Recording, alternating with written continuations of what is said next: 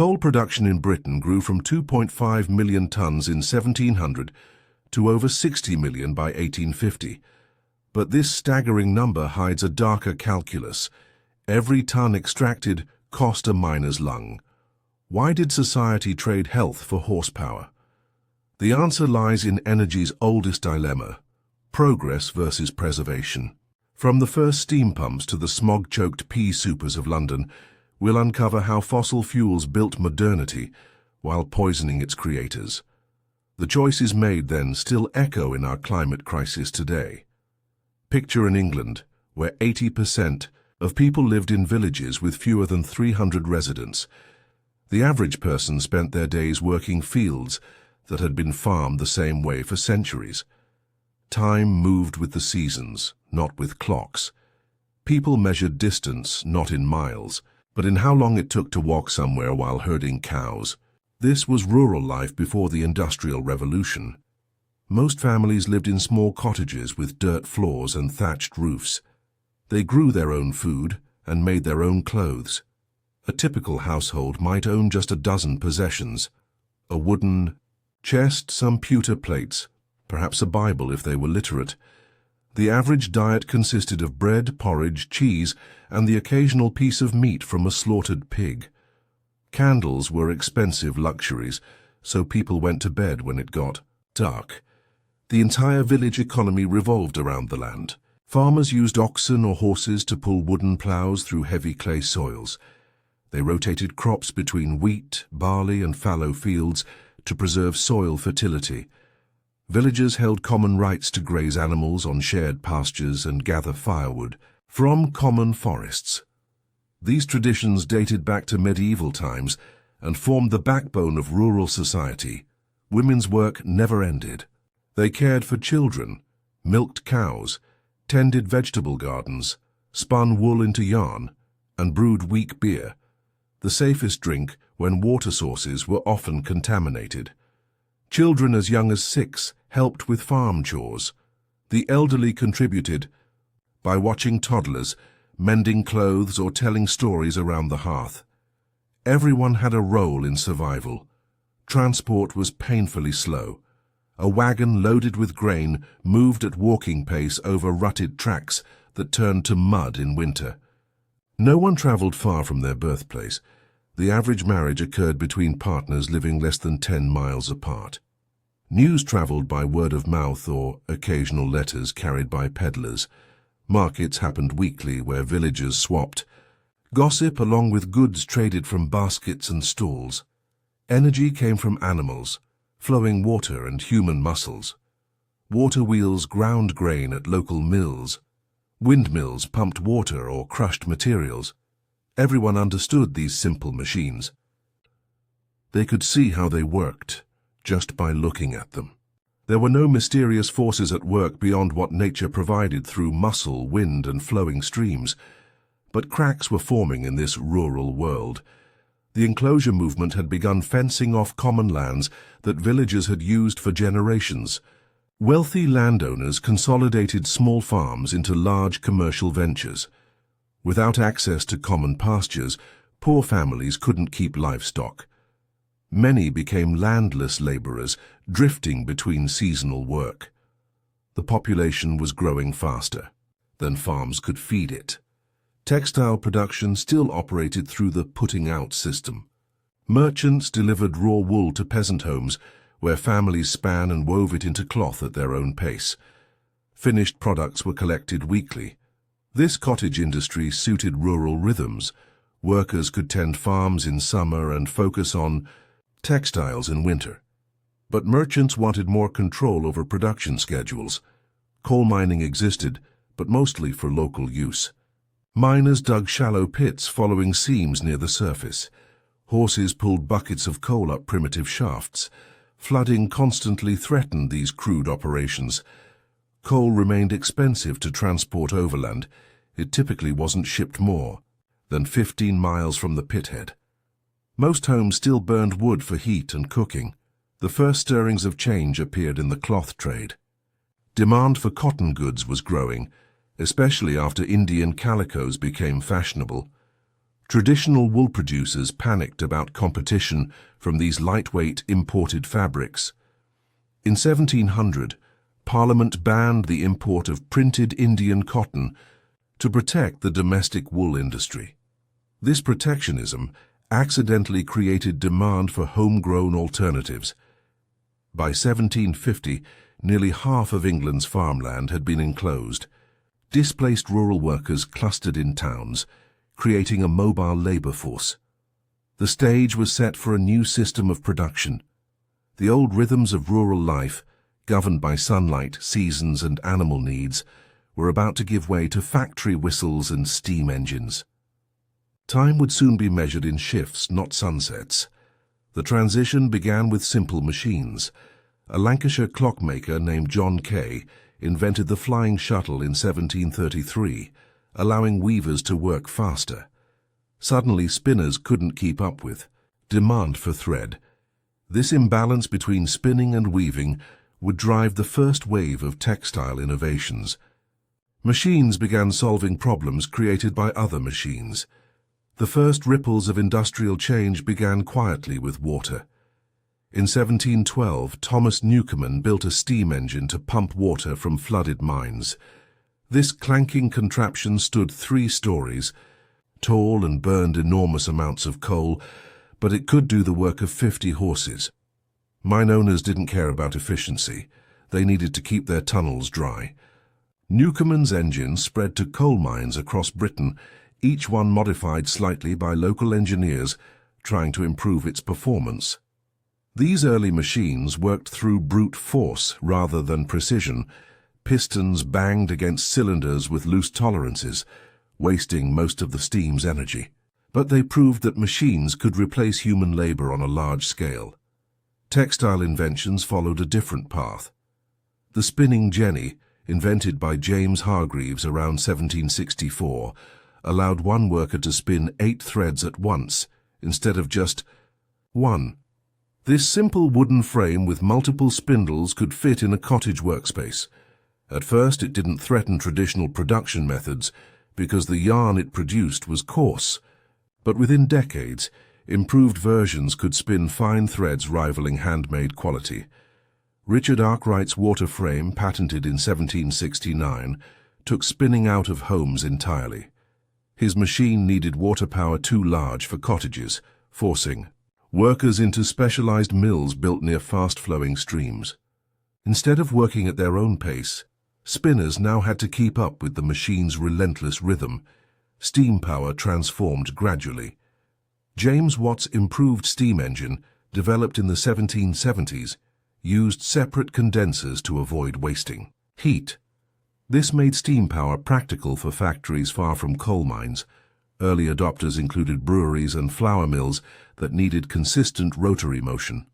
By 1800, there were about 500 Watt engines in Britain, most still used for pumping water. The real breakthrough came when engineers adapted steam power for textiles. Factories no longer needed to cluster near waterfalls. They could locate anywhere, even in cities with ready labor supplies. Manchester became the test case, its damp atmosphere perfect for cotton spinning without thread breakage. Cotton drove innovation forward. The crop came from American plantations worked by enslaved people, processed in British mills by wage workers, then sold globally. Each step fueled demand for better machines. Samuel Crompton's spinning mule, perfected around 1779, combined features of the jenny and water frame to produce strong, fine yarn efficiently. Power looms followed, though they took decades to perfect. Early versions frequently broke threads and required constant attention. But by the 1820s, textile factories had machines for every step of production: carding, spinning, weaving, all increasingly powered by steam rather than water. The shift from craft to machine production changed skill requirements. Traditional spinners spent years mastering their trade. Factory workers needed mere weeks to tend machines. Artisans who once took pride in their handmade goods now watched as cheaper factory products undercut their prices. In 1792, wool workers, burned down a Leeds mill using Arkwright's machinery. The Luddite movement gained followers among skilled workers displaced by machines. Parliament made machine-breaking punishable by death in 1812, showing whose side the government took in this economic transformation. Inventor communities emerged in unexpected places. The Lunar Society of Birmingham brought together manufacturers, scientists and thinkers like Watt, Erasmus Darwin and Josiah Wedgwood. They shared ideas across disciplines, applying scientific principles to practical problems. Wedgwood's pottery works pioneered factory organization with strict divisions of labor and rigorous quality control. His showroom in London made fine ceramics accessible to the middle classes rather than just aristocrats. This intersection of technology, business and consumer demand created fertile ground for further innovation. Metalworking advanced alongside textiles. Abraham Darby's experiments with coke smelting in 1709 allowed mass production of iron at lower costs. Previously, charcoal shortages limited iron output because forests couldn't regrow fast enough to fuel furnaces. Coke-smelted iron initially had quality issues. It was brittle and prone to cracking. But improved techniques developed through trial and error eventually produced iron strong enough for machines and railways. By 1790, iron production had quadrupled, providing the skeleton for industrial infrastructure. Precision became critical. Early machines relied on wooden parts carved by hand, leading to inconsistencies. The development of metal-cutting lathes and standardized screws around 1800 enabled interchangeable parts. Henry Maudslay's screw-cutting lathe allowed exact duplication of components, making repairs simpler. Factories could now replace broken parts instead of discarding entire machines. This shift toward standardization seems obvious today, but represented a revolutionary change in manufacturing philosophy at the time. The machine tool industry emerged to supply other industries. Small workshops specializing in gears, valves, or pistons supplied larger manufacturers. James Nasmyth's steam hammer, invented in 1839, could shape massive iron pieces with controlled blows. These specialized tools reduced reliance on skilled blacksmiths while increasing production speed. By mid-century, Britain had developed an ecosystem of interdependent industries, coal-fueled engines that powered mills producing goods shipped via railways made of iron. Energy consumption patterns shifted dramatically. A single steam engine might consume 4 tons of coal daily, more than an entire village previously used in a month. Factories ran around the clock with shift workers keeping machines operating continuously. The concept of downtime faded as equipment became too expensive to sit idle. Workers adjusted their lives to the machine's schedule rather than the other way around. Daylight became irrelevant in windowless factories lit by gas lamps, burning industrial byproducts. Inventors became celebrities. Watt and Arkwright died wealthy men, their names attached to transformative technologies. The patent system encouraged innovation by guaranteeing temporary monopolies, though many inventors struggled to enforce their rights. Courts frequently ruled against patent holders in favor of manufacturers who had adapted designs. Still, the prospect of riches motivated tinkerers across Britain to experiment with mechanical solutions to age-old problems. Some innovations came from practical workers rather than educated elites. Hargreaves was a weaver, Newcomen a blacksmith. Machine designs spread through informal networks. Despite patent protections, industrial espionage was rampant. Mill owners sent agents to sketch competitors' equipment. Workers with specialized knowledge could command high wages by moving between factories. Some manufacturers deliberately built mills in remote locations to protect their secrets, while others published technical details to attract investors. Knowledge dissemination accelerated industrialization by allowing multiple firms to improve upon each other's designs simultaneously. The first true factories appeared near fast-flowing rivers in the late 1700s. These water-powered mills were usually 4 or 5 stories tall, with large windows to provide light for delicate work. The largest employed hundreds of workers under one roof, an unprecedented concentration of labor. Richard Arkwright's Cromford Mill, built in 1771, became the model for others to follow. Workers lived in company-built housing nearby and shopped at company stores. Entire communities sprang up around these industrial islands in rural areas. Inside the factories, machines dictated the pace of work. Steam engines provided steady power, unlike the variable flow of water wheels. Workers no longer controlled their speed. They had to keep up with the machines or face penalties. A typical shift lasted 12 to 14 hours, with only short breaks for meals. Factory owners installed clocks and bells to regiment the day into precise segments. Time became money in a way it never had been for agricultural workers. The factory floor was organized for efficiency, not comfort. Machines crowded together with narrow passageways between them. Cotton dust filled the air, causing respiratory diseases later called mill fever. The noise was constant. Clattering looms, hissing steam pipes, shouting overseers. Workers developed lip reading to communicate over the din. Temperature extremes were common. Freezing in winter from poor heating, sweltering in summer from steam engines and lack of ventilation. Child labor became essential to factory economics. Small hands could crawl under machines to fix broken threads or sweep up lint. Orphans from workhouses were apprenticed to mills in bulk, housed in dormitories and worked in shifts. A parliamentary report in 1832 found children as young as 5 working 13-hour days in cotton mills. Their small size made them ideal for certain tasks, and they cost less than adult workers.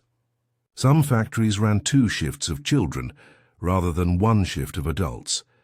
Factory owners developed strict discipline systems. Workers faced fines for infractions like talking, laughing, or being late. Some mills used corporal punishment on children. Workers needed permission slips to leave their machines to use the privy. The factory ledger at Backbarrow Mill recorded fines for offences including having a candle or having a window open.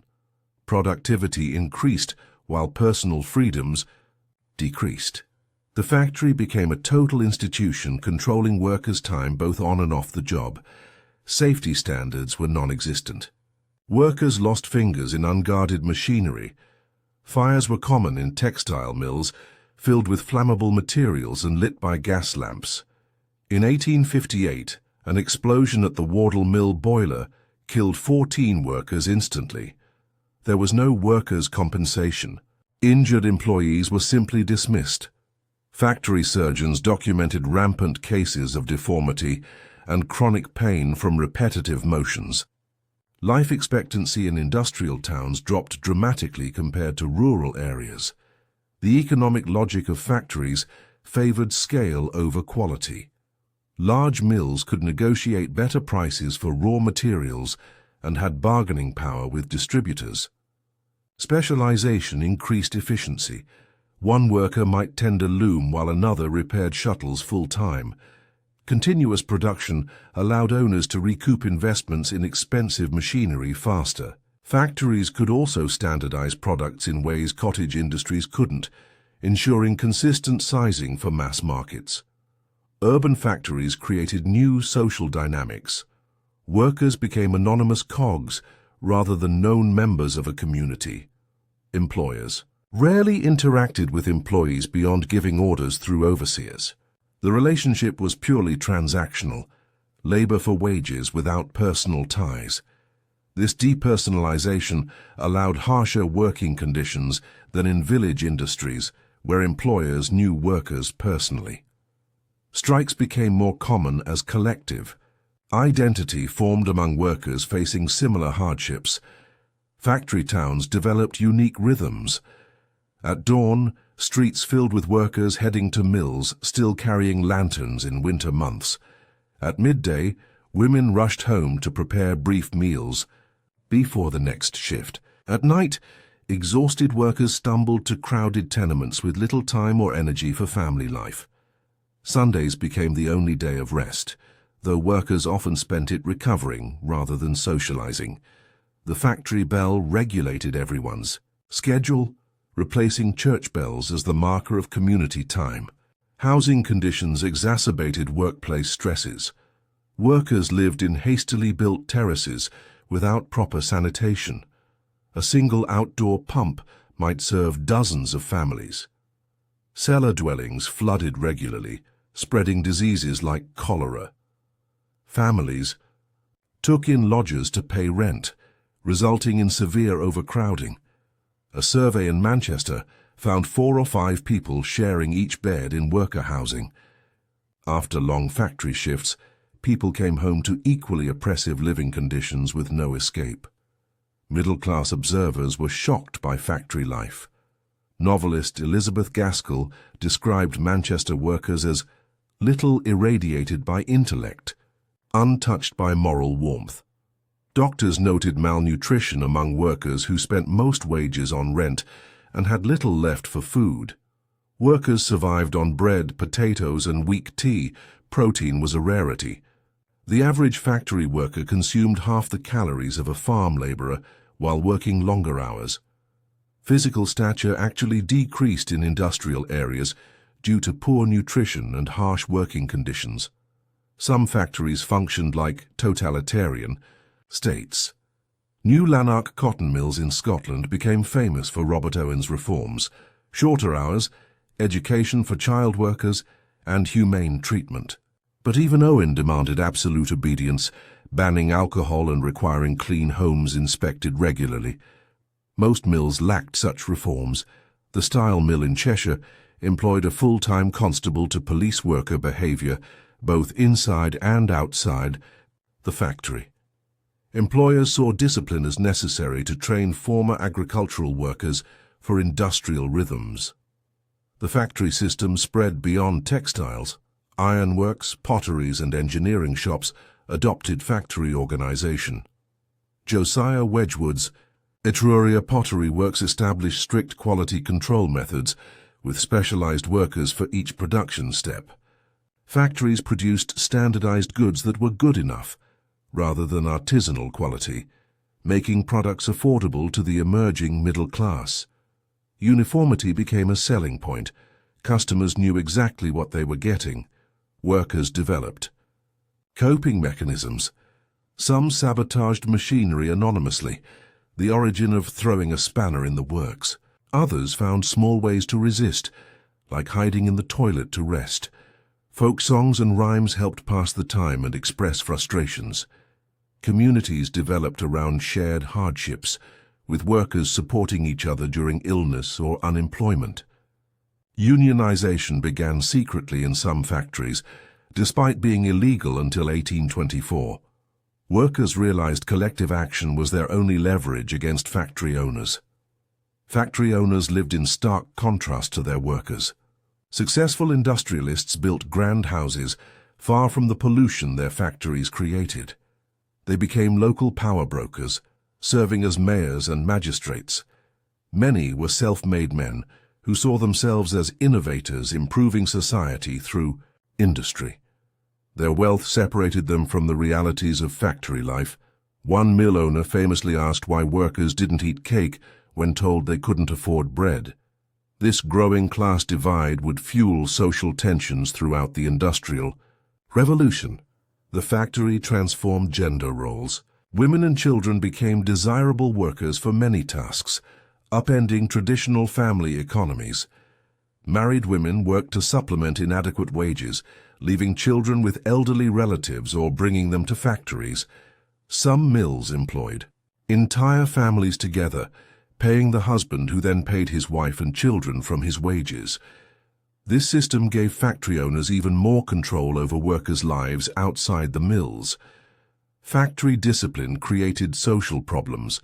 With parents working long hours, children roamed streets unsupervised. Juvenile delinquency increased in industrial towns.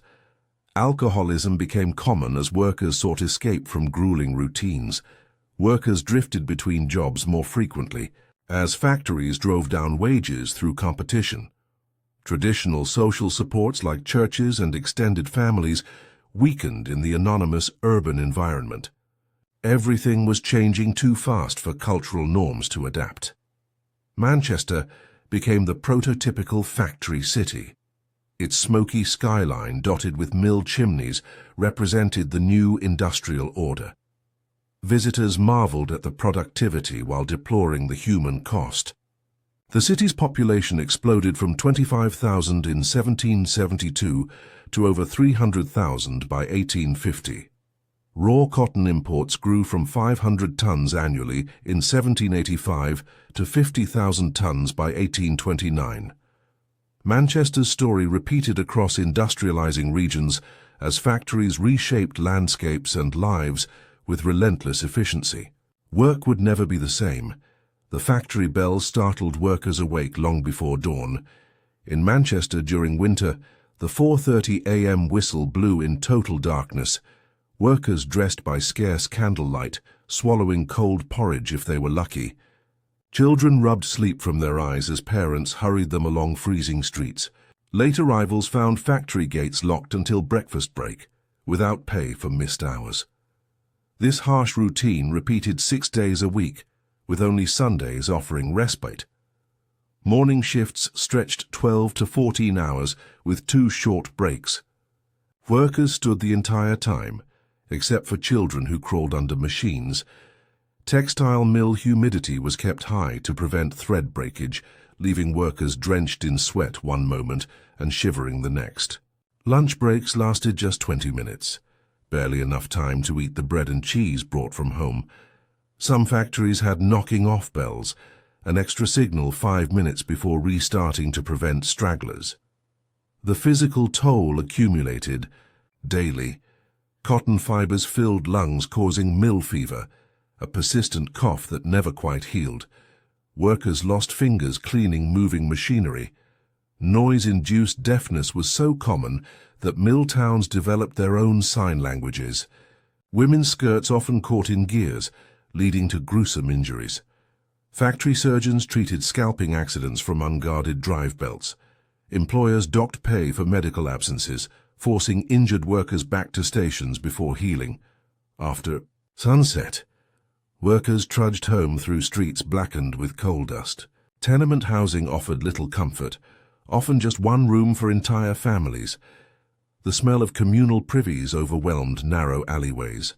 Women cooked meager suppers over open flames, while men collapsed onto straw ticks. Children scavenged for coal along railway tracks to heat dwellings. Supper might be thin soup with occasional bacon scraps if wages allowed. Workers averaged under 2,000 calories daily. Farmers had consumed nearly double before industrialization. Saturday nights brought partial payments. Factory owners held back portions to ensure Monday attendance. Workers lined up at company stores selling overpriced, adulterated food. Flour might contain powdered chalk. Tea could include sawdust. Some employers paid in tokens only redeemable at these stores, trapping workers in debt cycles. The concept of disposable income barely existed. 95% of earnings went to basic survival needs. Sunday routines contrasted sharply with agrarian Sabbaths. Instead of leisurely meals and extended church services, exhausted workers slept late and washed accumulated grime from their skin. Women spent rare free hours mending threadbare clothes or scrubbing floors. Men might visit public houses if they could spare pennies for weak beer. Families who once gathered for Sunday roasts now stretched scraps across the week. Religious observance declined as physical exhaustion outweighed spiritual commitment. Child workers faced particular hardships. Orphans from workhouses received no wages, just food and lodging in mill dormitories. Other children worked beside parents, their small wages crucial to family survival. A Lancashire spinner testified His 8-year-old worked from 5 in the morning till 9 at night, for 2 shillings weekly. Little fingers tended spinning frames, while older siblings hauled coal. Few attended Sunday schools, the sole educational opportunity available, because they needed recovery sleep. Women balanced impossible burdens. Pregnancy provided no respite. Many worked until labor began and returned days later. Infants were left with elderly relatives or brought to mills, drugged with laudanum to quiet them. Nursing mothers pumped breast milk between tending machines. Widowed women often entered workhouses, once too frail for factory labor. Teenage girls working in mills frequently became prostitutes to supplement starvation wages. Manchester had 1 sex worker per 13 adult males in 1840. Men faced different pressures. Traditional male roles as family providers crumbled when wives and children became essential wage earners. Some turned to drink. Gin shops outnumbered bakeries in industrial towns. Skilled artisans struggled as machines devalued their crafts. A handloom weaver's wages dropped from 21 shillings weekly in 1800 to just 6 by 1830. Many migrated seasonally between farm and factory work, never settling in either world. Health disparities grew glaring. Worker neighborhoods lacked clean water. Typhoid and cholera outbreaks killed thousands. A Leeds physician noted factory children were stunted, pallid and feeble compared to rural youths. Rickets from vitamin D deficiency caused bowed legs. In urban children never exposed to sunlight. Life expectancy in Manchester dropped to just 24 years by 1840, half that of nearby rural districts. Graveyards filled with young adults dead from tuberculosis or factory accidents. The psychological impact reshaped family dynamics. Parents saw children primarily as wage contributors rather than dependents to nurture. Adolescents working night shifts barely knew their siblings. Traditional courtship rituals vanished. Couples met briefly after shifts instead of at supervised social gatherings. Birth rates increased paradoxically as desperate families sought more wage earners despite worsening conditions. The very concept of childhood eroded. By 1850, children constituted 30% of the industrial workforce. Workers developed survival strategies. Some purposely worked slower to resist pace increases. Others sabotaged machinery anonymously, a practice called drawing the batons. Entire families might fake illnesses simultaneously to gain rest days. Workers exchanged folk remedies for exhaustion, chewing tobacco to stay awake or vinegar compresses for swollen feet. Neighborhood networks formed to care for sick children when parents worked, though such mutual aid barely mitigated the grinding poverty. Leisure disappeared as a distinct concept. Workers had neither time nor energy for traditional pastimes like weaving baskets or whittling wood. Pub singing shifted from participatory folk songs to passive listening. People were too tired to sing. Holidays shrank from dozens of traditional feast days to just Christmas and Easter. Even these were often unpaid, forcing workers to choose between wages or rest. The natural rhythm of work-rest cycles that had governed agrarian life for centuries was obliterated. Clothing reflected the new reality. Workers wore the same outfits daily until they disintegrated. Women's skirts were hemmed high to avoid machinery, challenging Victorian modesty standards. Children went barefoot year-round to save shoe leather. Sunday best outfits became unaffordable luxuries. A family might own one presentable outfit shared on special occasions. The concept of fashion vanished for all but the emerging middle class. Dietary changes had lasting health impacts. Urban workers consumed mostly carbohydrates, bread, potatoes, and gruel, with meat reduced to flavoring scraps. Scurvy reappeared in cities despite being previously associated with sailors. Teeth rotted from mineral deficiencies. Some mills hired children specifically for their intact teeth to handle fine threads. Breast milk quality declined so severely that Manchester infant mortality reached 50% in some slums. The disappearance of seasonal rhythms proved disorienting. Factories maintained constant production, regardless of weather or daylight. Workers lost the natural breaks that had structured agrarian years, planting seasons, harvest festivals, winter dormancy. Holidays became individual emergencies rather than community events. A worker requesting time off for a wedding might be replaced permanently. Even meal times shifted unpredictably based on production demands rather than hunger cues. This relentless schedule altered perception of time itself. Rural workers had measured days by natural markers, the crowing of roosters, the position of shadows. Factory clocks imposed artificial segments, the morning bell, the lunch whistle, the overtime chime. Workers purchased cheap pocket watches to avoid tardiness fines, internalizing industrial time discipline. The workweek emerged as a new construct, continuous labor broken only by Sabbath restrictions that factories increasingly ignored. Industrial labor also transformed sleep patterns. Where farm families had slept in segments with nighttime awakenings, factory workers collapsed into uninterrupted but insufficient sleep. Shift work created household disruptions. Night workers stumbled home as day workers rose. Tenement noise made rest difficult. A single room might house shift workers sleeping in rotation. Sleep deprivation became chronic, exacerbating accident rates in hazardous workplaces. The erosion of domestic skills occurred gradually but profoundly. Women who once brewed beer, baked bread, and preserved foods now lacked time and facilities. Working-class diets shifted toward purchased processed items like factory-baked bread and pre-ground tea. This transition made families dependent on commercial food sources. Another way, industrialism reshaped autonomy. Even breastfeeding declined as mothers worked, leading to deadly reliance on diluted animal milk or sugar water for infants. These transformations weren't immediate, but cumulative. Each generation adapted further from agrarian norms until the old ways seemed foreign.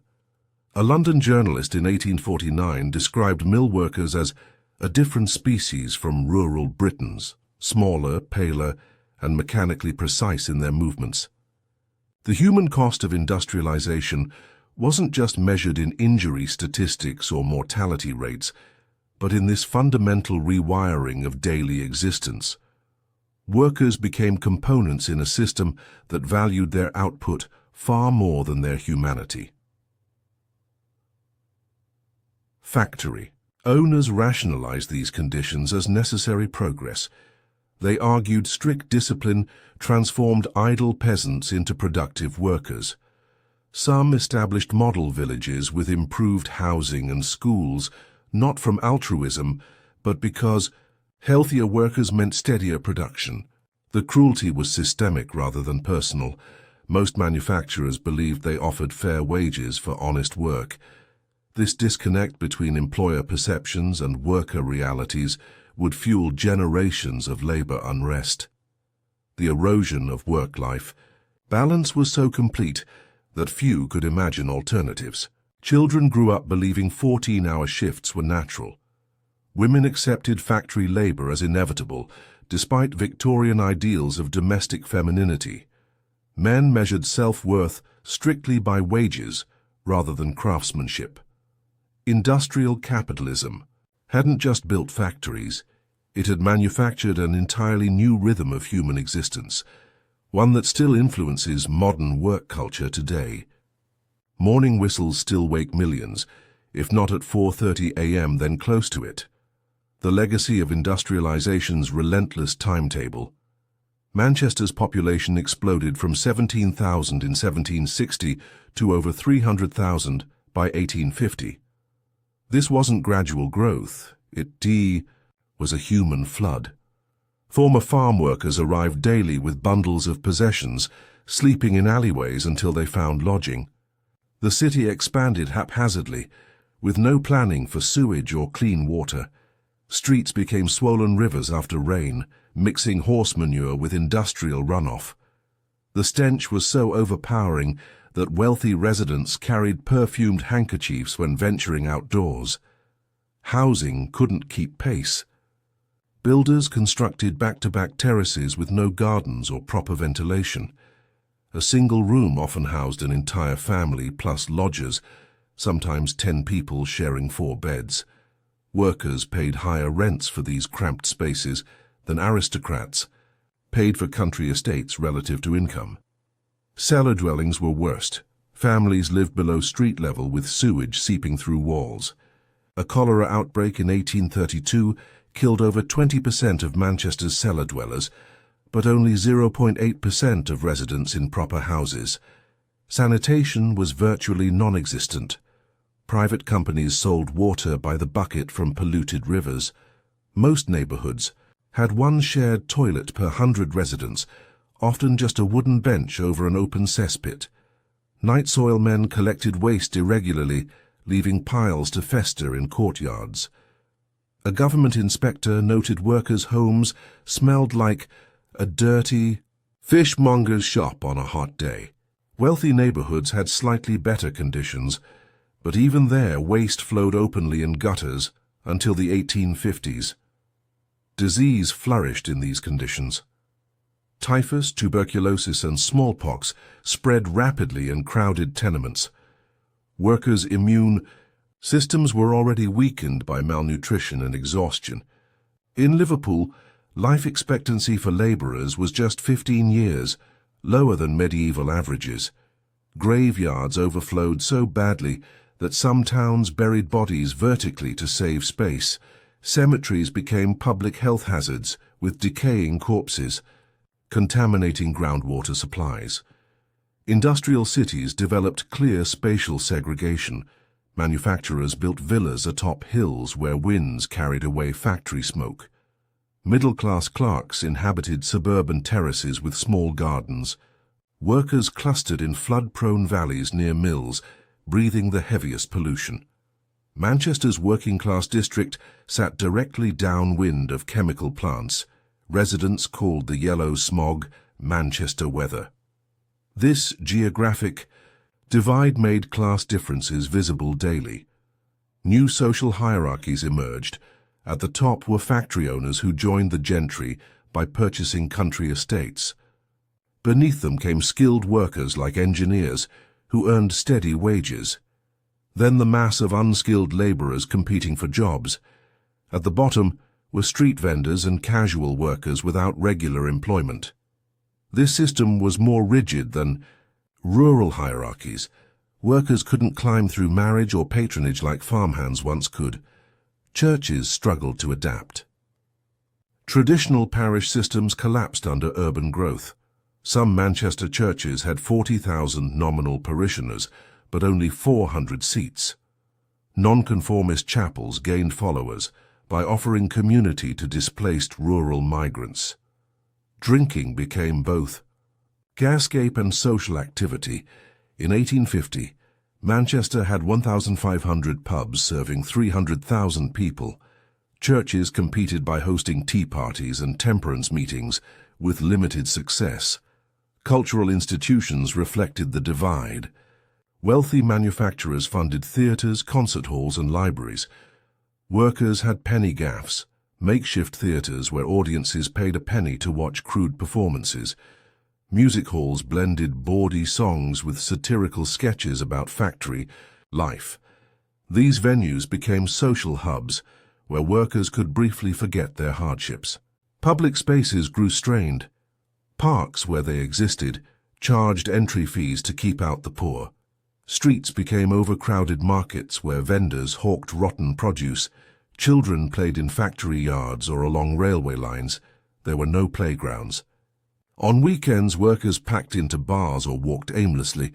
They couldn't afford trains to visit countryside they'd left behind. Crime became an urban specialty. Pickpockets thrived in crowded markets. Prostitution surged as unemployed women sought income. Manchester had an estimated 20,000 sex workers in 1850.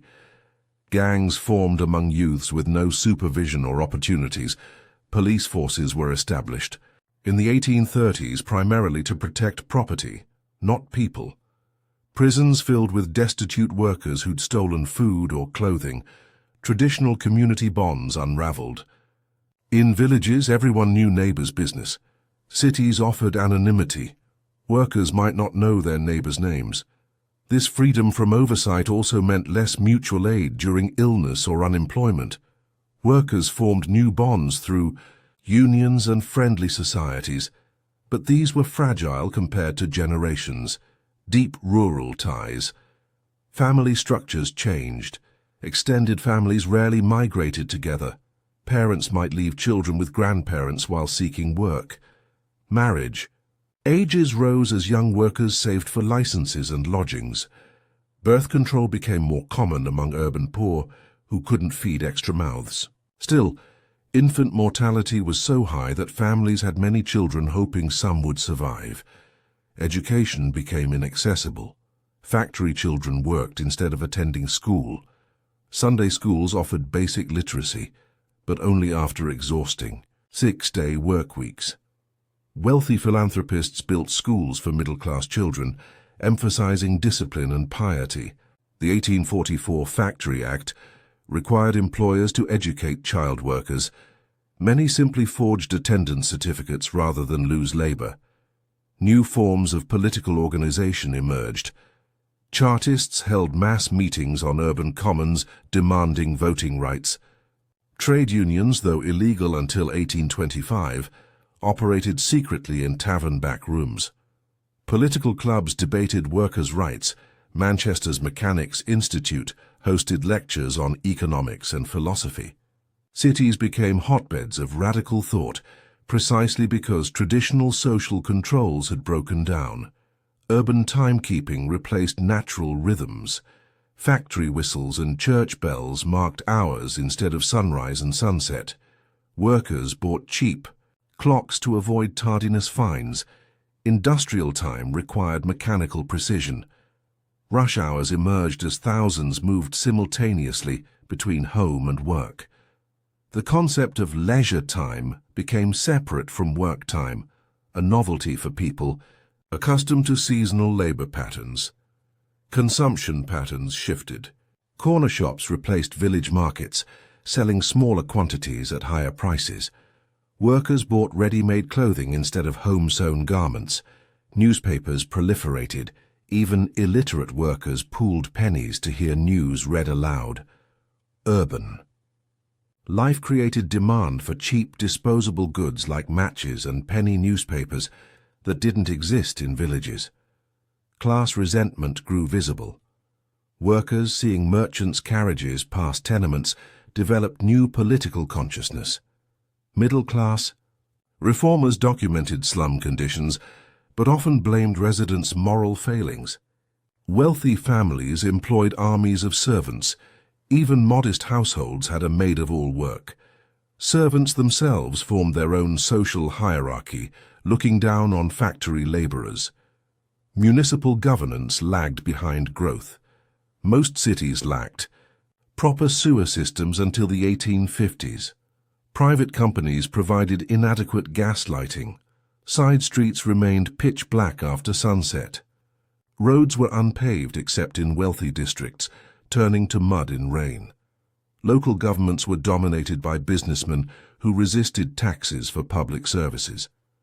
The physical cityscape became overwhelming.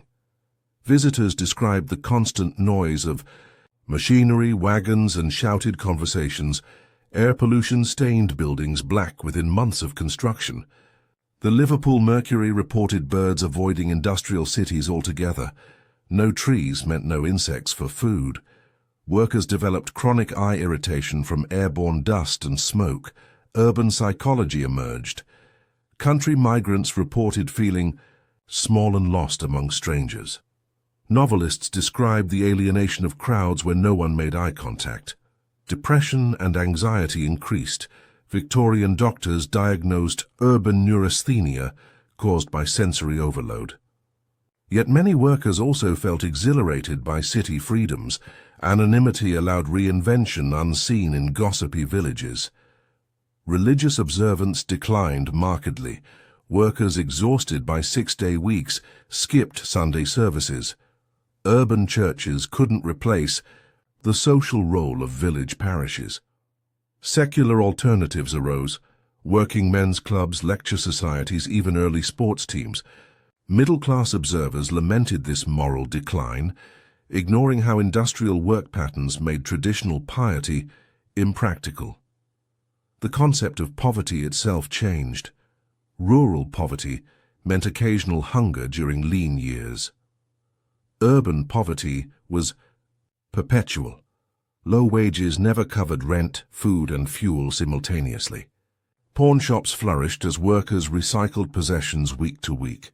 Charitable groups sprang up, but their soup kitchens and clothing drives barely dented need. Marriage markets transformed. Rural couples usually met through family connections. Cities introduced chance encounters at markets or dance halls.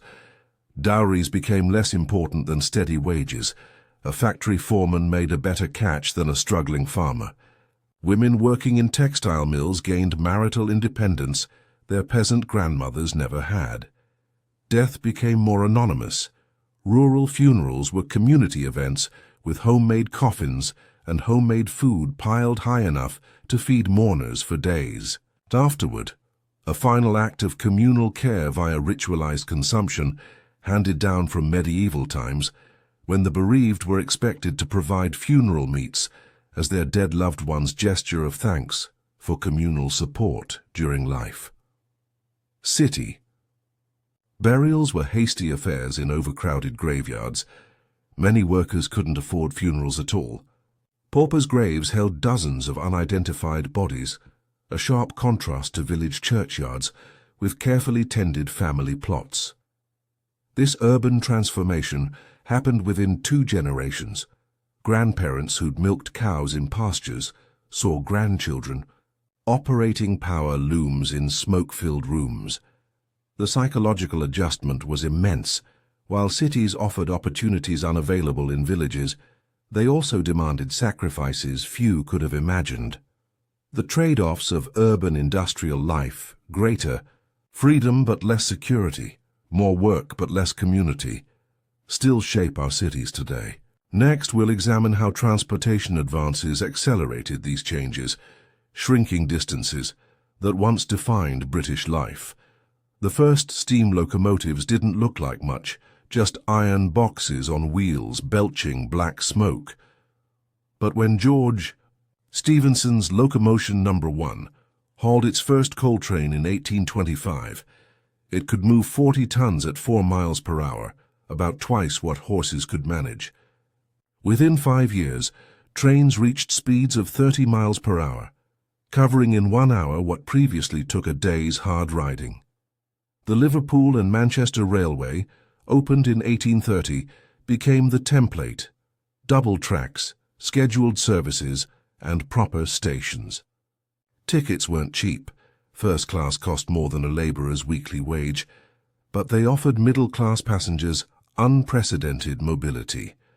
Railway construction employed thousands of navvies, short for navigational engineers, who reshaped England's landscape with picks and shovels. These workers lived in makeshift camps along the routes, digging cuttings and building embankments by hand. A single mile of track required 1,000 tons of iron rails and 2,000 wooden sleepers. Bridges and tunnels posed special challenges. The 2-mile-long box tunnel near Bath took 5 years to carve through solid rock with primitive explosives. Safety standards were non-existent. Workers died from cave-ins, explosions, and falls. At a rate of about 1 fatality per mile of track laid, the economic impact was immediate. Fresh milk could reach cities overnight instead of spoiling in slow carts. Coal prices dropped 60% within reach of rail lines. Newspapers distributed morning editions nationwide. Industrialists gained access to broader markets. Manchester mills could sell cloth directly to London shops instead of relying on middlemen. Banks established branches along rail routes, standardizing currency across regions. Even timekeeping changed. Before railways, each town kept its own local time based on the sun. In 1847, railways adopted Greenwich Mean Time to coordinate schedules, forcing clocks nationwide to synchronize. Steamships transformed water travel similarly. The first ocean-crossing steamer, the Savannah, made the Atlantic crossing in 1819, using sails most of the way. Its inefficient engine burned through the entire fuel supply in 3 days. Later models, like Brunel's Great Western, could reliably cross in 15 days versus 6 weeks by sail. Rivers became industrialized highways. Mississippi paddle steamers carried cotton from plantations to New Orleans factories, while Rhine steamers moved Prussian coal to Dutch ports. The Suez Canal, completed in 1869, cut the Europe-Asia voyage by 4,500 miles, making steamers economically viable for global trade. Passenger travel changed profoundly. Third-class rail tickets gave workers mobility, unimaginable a generation earlier. Families separated by migration could reunite. A Lancashire weaver might visit his Devon childhood home for the first time. In decades, seaside resorts like Blackpool grew rapidly as railways enabled weekend excursions. Tourism emerged as an industry. Thomas Cook organized his first group rail tour in 1841, ferrying temperance campaigners to a meeting. Critics warned easy travel would erode moral values. Why would servants stay obedient if they could catch a train to another town? Freight operations became systematized. Railways developed specialized wagons, refrigerated cars for meat, ventilated cars for textiles, tankers for oil. Ports adapted to handle steamships. Liverpool built the world's first hydraulic cranes in 1859 to unload cargo faster. Warehouse districts mushroomed near terminals, stocked with goods from across the globe. The transport revolution enabled just-in-time manufacturing. Birmingham factories received Welsh coal and Cornish tin precisely when needed rather than stockpiling materials. Urban layouts reconfigured around transport hubs. Cities like Crewe and Swindon grew from villages into major junctions. London's Euston Station displaced an entire neighbourhood when built in 1837. Railways created new social divides. Middle-class suburbs sprouted along commuter lines, while factories clustered near freight yards. Tracks became physical barriers in cities. The wrong side of the tracks entered language as shorthand for poverty. The global implications were staggering. British locomotives were exported worldwide. India's first railway opened in Tinwansan, 1853, between Bombay and Thane. South American mines shipped copper and nitrates to port by rail instead of mule trains. The Trans-Siberian Railway, completed in 1916, stretched 5,700 miles, equal to London to Chicago. Colonies became supply chains. African railroads carried rubber and palm oil to coastal steamships bound for European factories.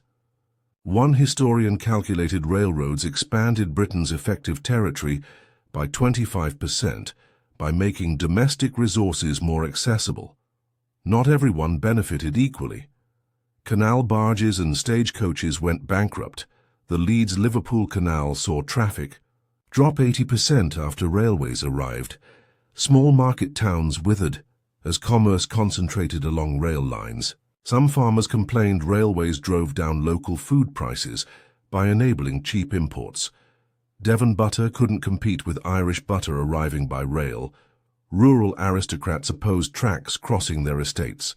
One duke demanded his station be built 2 miles from his house so peasants wouldn't loiter nearby. The environmental impact was profound. Forests were cleared for railroad ties. An estimated 5 million trees were felled for Britain's rail network. Steam engines burned through coal voraciously. A single locomotive consumed a ton every 70 miles. Tracks disrupted wildlife migrations. Fox hunts had to adapt when foxes learned railroads made convenient escape routes. Rivers were redirected to accommodate bridges. The Marsh-Link line in Sussex required draining medieval wetlands.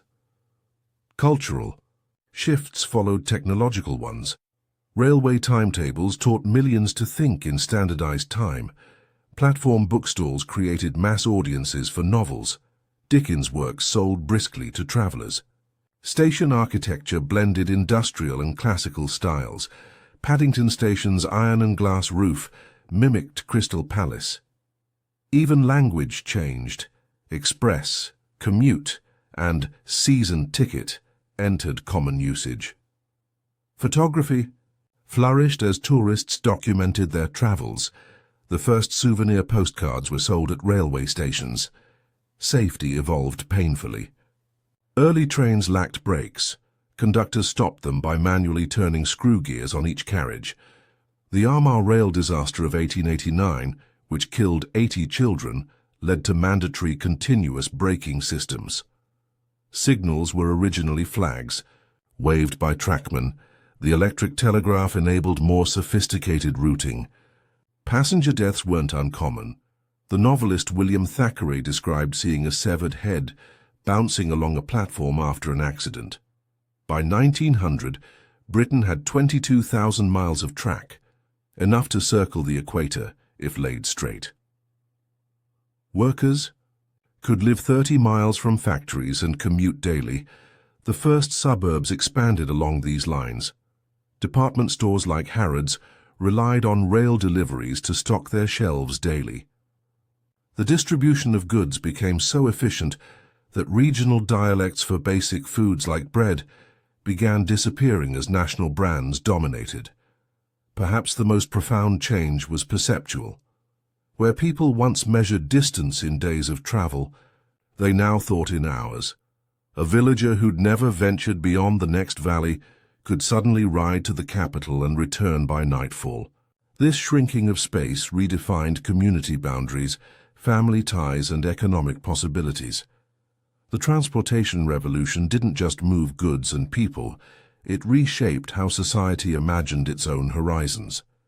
Next, we'll examine how scientific discoveries intersected with these industrial changes, creating new professions and worldviews born from the factory floor. The factory floor became an unexpected testing ground for scientific principles. Where alchemists once pursued mystical transformations in secret laboratories, now engineers measured force, friction, and thermal efficiency amid the clatter of looms. Practical men like James Watt collaborated with university-trained scientists. Watt worked with chemist Joseph Black, who discovered latent heat. This unlikely pairing produced the separate condenser, improving steam engine efficiency by 75%. Factories themselves became instruments of discovery. Owners kept meticulous production, logs that doubled as experimental data. The spinning mule's inventor Samuel Crompton recorded 4,000 separate adjustments before perfecting his machine. Chemistry advanced through industrial necessity. Textile bleaching traditionally required months of sun exposure in open fields, until chlorine bleaching reduced this to hours. Charles Tennant's powder bleach process, patented in 1799, allowed factories to produce white cloth year-round. Dye chemistry flourished as synthetic pigments replaced expensive natural colors. The German chemist's accidental discovery of Mauveine in 1856 launched the artificial dye industry. Within decades, chemists synthesized every color of the rainbow. Factories drove these innovations not through abstract curiosity, but through relentless demands for cheaper, faster production. The engineering profession emerged from this workshop culture. Before 1800, engineer meant either a military specialist or a tinkerer. By 1850, civil engineering degree programs existed at major universities. The Institution of Civil Engineers, founded in 1818, established professional standards that distinguished trained experts from self-taught mechanics. Young men apprenticed in factories before attending technical colleges. George Stephenson learned engine repair in coal mines before designing locomotives. Engineering firms became consultancies selling expertise. Mark Brunel's tunneling shield, invented for the Thames Tunnel project, was later adapted for subway systems worldwide. Precision measurement became an obsession. Early machines had been built with wood and assembled by eye. James Watt struggled with leaky pistons because cylinder diameters varied by a quarter inch. Henry Maudslay's micrometer could measure to 1/10,000th of an inch, enabling truly standardized parts. Factories adopted uniform screw threads, pulley sizes, and gear ratios. Components became interchangeable across manufacturers. Joseph Whitworth's threaded screw standard, introduced in 1841, remains the basis for modern nuts and bolts. This focus on exact measurement filtered into daily life. Pedometers tracked workers' steps, gas meters calculated household usage, and standardized weights replaced the patchwork of local measurements. Material science progressed through industrial accidents. Early steam boiler explosions killed hundreds before engineers understood metal fatigue. Repeated testing revealed that wrought iron resisted pressure better than cast iron. Factories gradually abandoned brittle materials. Railway disasters prompted investigations into track metallurgy, leading to more durable steel rails. Even textile fibers were studied. Microscopically, mill owners discovered cotton's long staple varieties produced stronger thread. The Royal Society published these findings alongside abstract physics papers, blurring lines between pure and applied science. Industrialists funded research with practical aims. Josiah Wedgwood established the first factory laboratory to test clay compositions and glaze formulas. His precise thermometers and pyrometers, originally developed for pottery kilns, later became standard laboratory equipment. Brewers hired chemists to analyze fermentation. These researchers discovered yeast's role decades before Pasteur. Industrial sponsorship wasn't altruistic. A Manchester mill owner offered $20,000, about $2 million today, to anyone who could prevent thread breakage in humid weather. While no one claimed the prize, the challenge spurred numerous investigations into fiber physics. Workers participated in innovation despite lacking formal training. Mechanic Richard Roberts solved the elusive problem of automated spinning with his self-acting mule in 1825, a breakthrough that combined existing elements in new ways. Factory floors became sites of continuous improvisation. Operators adjusted machines with washers and shims to compensate for wear. Some inventions arose from necessity rather than design. The Lancashire loom's automatic stop mechanism was devised after a weaver lost fingers, reaching into running machinery. Shop floor knowledge often outpaced academic understanding. Textbooks took years to incorporate workers' practical discoveries about material behaviors under stress. Patent systems both helped and hindered progress. Britain's patent fees cost $100 a year's skilled wage. This discouraged small inventors while protecting established firms. James Watt spent $5,000 defending his steam engine patents. Money that might have funded improvements instead went to lawyers. Some manufacturers deliberately obscured inventions to avoid disclosure requirements. Textile mills hid their best machinery in basement workshops. The system favored incremental changes over radical redesigns. A loophole allowing improvement patents produced convoluted machines layered with competing inventors' modifications. Scientific management emerged from factory observations.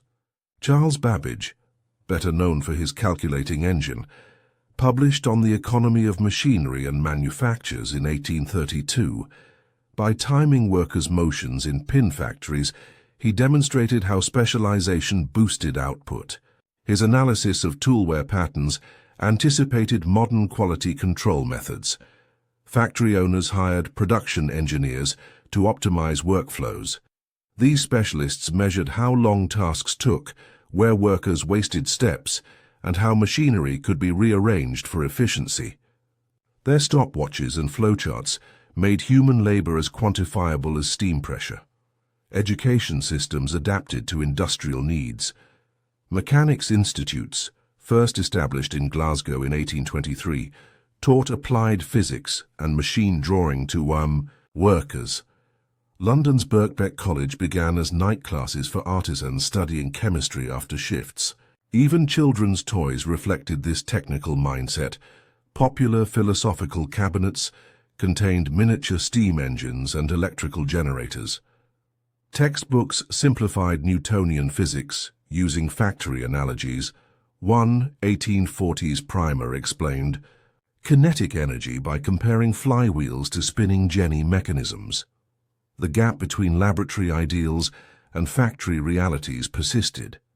Chemists understood combustion theory, but furnaces still wasted 80% of coal's energy. Mathematicians calculated optimal gear ratios, but most mills relied on trial and error adjustments. Scientific agriculture improved crop yields, yet factory diets worsened. This disconnect frustrated reformers. Dr. Andrew Ure's philosophy of manufactures, 1835, praised machinery's potential while ignoring workers' injuries. Engineers argued their innovations would eventually benefit all, but eventually provided little comfort to those maimed by unguarded gears. Cultural attitudes toward technology grew conflicted. Romantic poets like Blake decried dark satanic mills, while industrial boosters like Babbage envisioned factories eliminating drudgery. The Great Exhibition of 1851 showcased gleaming machinery in Crystal Palace's glass halls. Visitors marveled at power looms while ignoring the lung disease they caused operators. This duality persists today. We celebrate innovation while debating automation's human costs. The Industrial Revolution's true legacy wasn't just specific inventions, but the entrenched belief that progress depends on continuous technological advance. Professional societies institutionalize this mindset. Organizations like the British Association for the Advancement of Science, founded 1831, gave engineers equal standing with astronomers and botanists. Trade journals disseminated findings. The Engineer magazine, launched in 1856, documented failures as conscientiously as successes. Standardized testing protocols emerged. Factories compared machine outputs using identical workloads and time intervals. What began as workshop tinkering became systematized R&D. Edison's famous labs owed their structure to this industrial research tradition. Industrial-scale challenges prompted theoretical advances. Studying heat loss in steam engines led to thermodynamics laws. Analyzing water wheel efficiency contributed to fluid dynamics. Even abstract mathematics found applications. Boolean algebra later enabled computer science. The inverse was also true.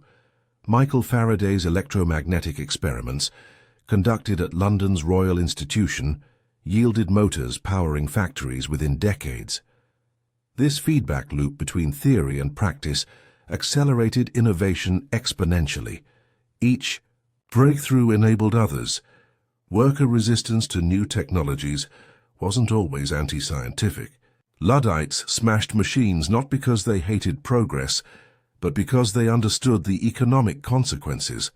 Mill owners used automation to cut wages. Some unions demanded safety testing before machinery deployment, anticipating modern regulatory approaches. The tension wasn't between knowledge and ignorance, but between competing visions of how technology should serve society. Global exchanges amplified these developments. British engineers consulted on continental railroads. American inventors improved textile machines. Indian mathematicians contributed to calculus applications.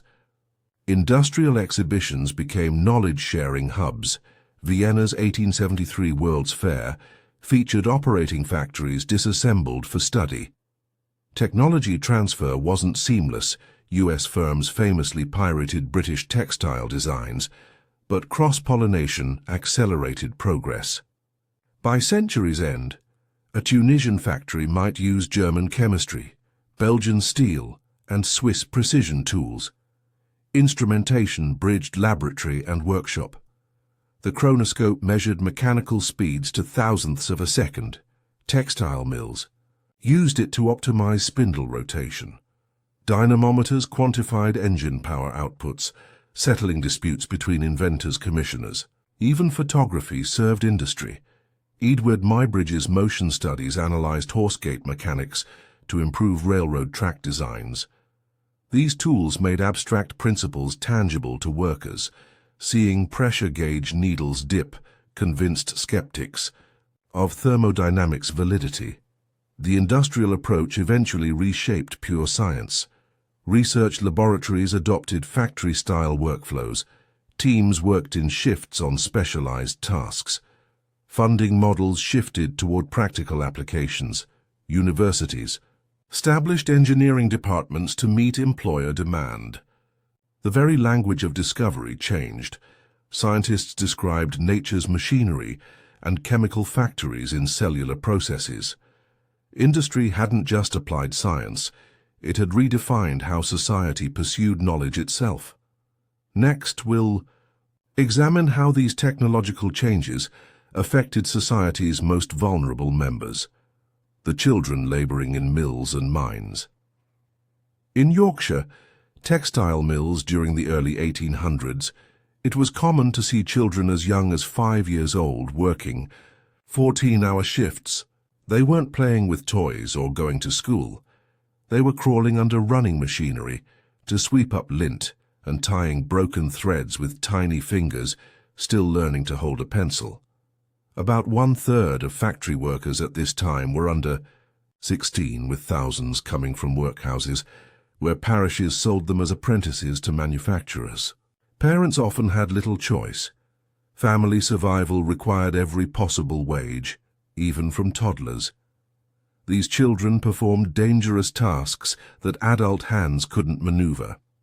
In mines, trappers as young as 4 sat alone in complete darkness for 12 hours at a time, opening and closing ventilation doors when carts passed. Their sole purpose was preventing deadly gas buildup. Glassworks employed boys to carry molten glass at 1,400 degrees Fahrenheit, heat so intense it burned through their wooden clogs. Tanneries forced children to stand waist-deep in poisonous chemical vats softening hides. The mortality rate for worker children reached 50% in some industrial towns before age 15. Work schedules defied any modern concept of childhood development. Cotton mills typically operated from 5 a.m. to 9 p.m. with 2 40-minute breaks. Night shifts were common. Exhausted children sometimes fell into machinery while dozing at their posts. In Lancashire, parents occasionally pinned notes to their children's clothes reminding overseers to wake them for breakfast breaks. Sundays provided the only day off, often spent recovering rather than playing. Education happened haphazardly in Sunday schools. If the child could stay awake through lessons, physical deformities became badges of industrial labor. Boys hauling coal carts developed curved spines from years of stooping in low mine tunnels. Textile workers showed uneven shoulder development from reaching constantly across spinning frames. Dentists recorded distinctive patterns of worn teeth among child workers. Many unconsciously gnashed their teeth in rhythm with factory machinery while sleeping. Breathing cotton dust daily stunted lung growth. Mill doctors noted 12-year-olds with the respiratory capacity of elderly smokers. Factory discipline relied on physical punishment. Overseers carried leather straps to beat children caught napping or working too slowly. Some workshops suspended children in baskets from ceilings as punishment for clumsiness. In Staffordshire potteries, masters dunked apprentices headfirst into water barrels to freshen them up. Workhouse children sent to mills suffered particularly brutal treatment. Their contracts essentially made them factory property until adulthood. Mill owners argued such discipline was necessary to instill work habits in untrained rural children. Not all child labor occurred in factories. Birmingham's notorious nailer children worked in home forges from age 6, hammering red-hot iron rods into nails. A 12-year-old might produce 1,000 nails daily, earning pennies while risking burns and lung damage. Urban workshops employed climbing boys to clean chimneys. Many suffocated in narrow flues. Even relatively safe-seeming jobs like farm. Labor became hazardous as children operated unfamiliar machinery. Reapers routinely amputated fingers. Economic pressures created perverse incentives for families. Some parents deliberately maimed children to qualify them for begging licenses rather than sending them to factories. Parish officers in Manchester reported parents refusing to claim deceased children's bodies because funeral costs would consume weeks of wages. Other families rented out infants to professional beggars who used them as props for sympathy. The industrial economy had effectively monetized every stage of childhood. The reform movement began with unlikely allies. Conservative Anglican Tories. Like Lord Shaftesbury, partnered with radical reformers to investigate factory conditions. Their 1832 Royal Commission interviewed dozens of child workers. The transcripts still make harrowing reading. One 8-year-old lace worker described scalping accidents from unguarded machines. The strap caught Jenny's hair and tore the scalp right off. Another witness recounted finding children sleeping standing up while still tending their machines. Early tours. Legislation targeted limiting working hours rather than banning child labor outright. The 1833 Factory Act prohibited employment under 9 and limited under 13s to 8-hour days with schooling requirements. Enforcement was patchy. Factory inspectors initially had to cover entire regions alone without vehicles. Many mill owners circumvented laws by falsifying age records through local doctors or altering timekeeping books. The half-time system became common. Children would formally attend school part of the day while actually working full shifts. Educational provisions in factory acts proved particularly contentious. Mill owners argued that literacy would ruin children for factory labor by making them restless. Some Lancashire manufacturers established schools where children simply recited multiplication tables while still tending machinery.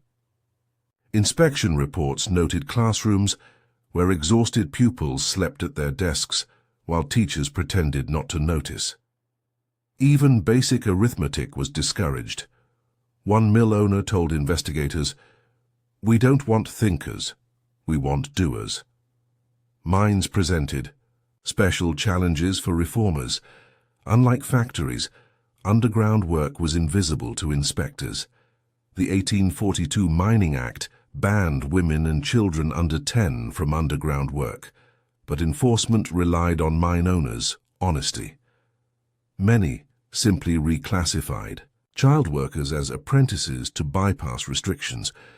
Reformers discovered some mine owners kept 2 sets of books, one for inspectors and another recording actual ages and working hours. Resistance to reform came from unexpected quarters.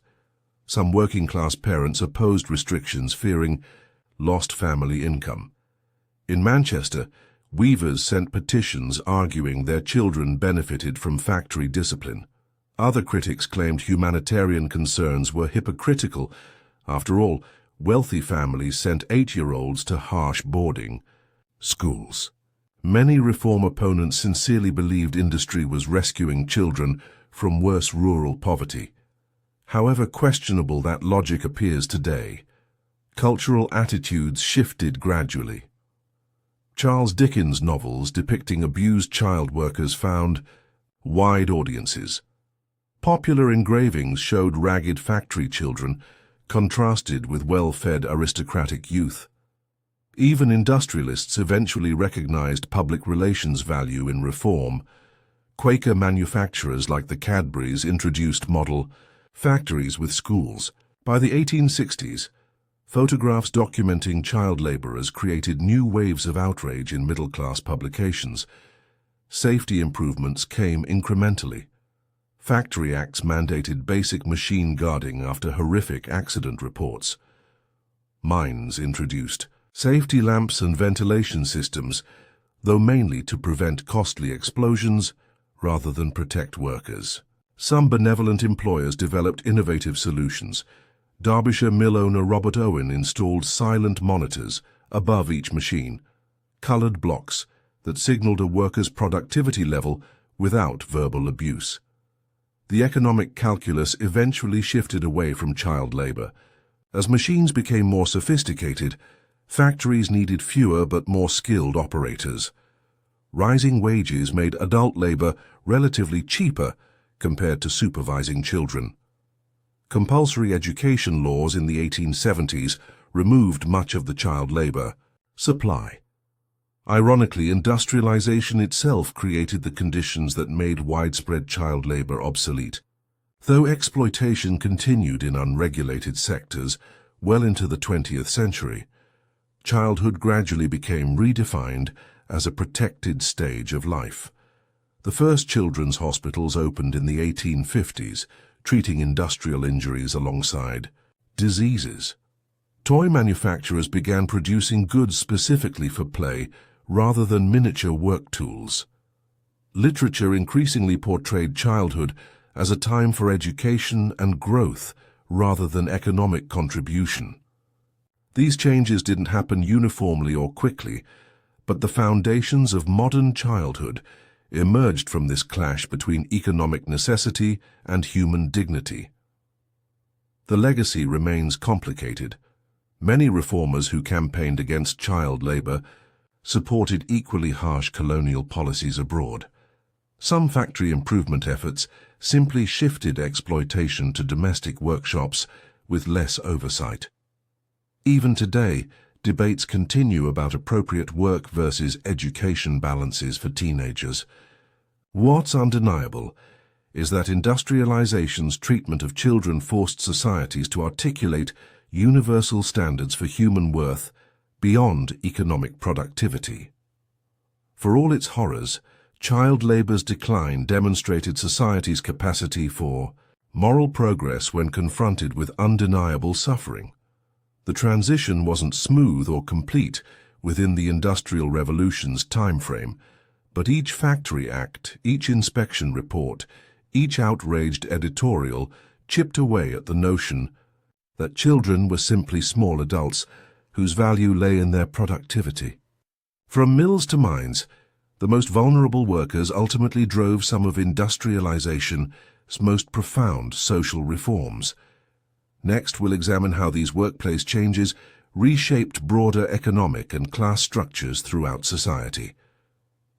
The Industrial Revolution didn't just change how goods were made, it completely rewrote the rules of society. Before factories, social divisions were relatively simple: aristocrats at the top, peasants at the bottom, and merchants somewhere in between. Industrialization smashed this old order and built something new in its place. Wealth now came from factories and railroads rather than land ownership alone. A Manchester mill owner could become richer than a duke simply by producing more cloth at lower costs. The traditional measure of status shifted from inherited titles to bank balances. Middle classes expanded dramatically in these new conditions.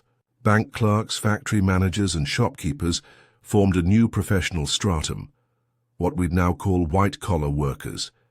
They earned enough to employ servants, typically one maid-of-all-work even in modest households. These families lived in newly built suburbs, places like London's Islington or Manchester's Chorlton, where streets were paved and houses had indoor plumbing. Their children attended newly established schools that taught reading, writing, and arithmetic instead of farm work. This growing middle class would become the backbone of Victorian society. The working class fractured into distinct layers too. Skilled workers earned decent wages operating complex machinery. Engineers, loom fixers, and iron molders could make over $100 annually. Below them came semi-skilled operatives tending textile machines for about $50 per year. At the bottom were casual laborers scraping by on pennies per day when work was available. Differences emerged between respectable workers who attended church and joined temperance societies versus those who spent wages in gin shops. These divisions made worker solidarity difficult to achieve. When loom operators went on strike, factory owners simply hired unemployed miners as replacements. The wealth gap became more visible and more resented than ever before. Industrialists built mansions in Manchester's Victoria Park that cost more than medieval castles. When railway tycoon George Hudson entertained guests, servants carried dishes on miniature trains running along the dining table. Meanwhile, workers lived in slums just miles away, where families slept 6 to a bed. Economist Friedrich Engels documented these disparities in Manchester, noting that rich and poor literally lived back to back. Grand houses faced main streets, while tenements clustered behind them in hidden courtyards. This proximity made class resentment unavoidable. Consumer culture took root as production costs dropped.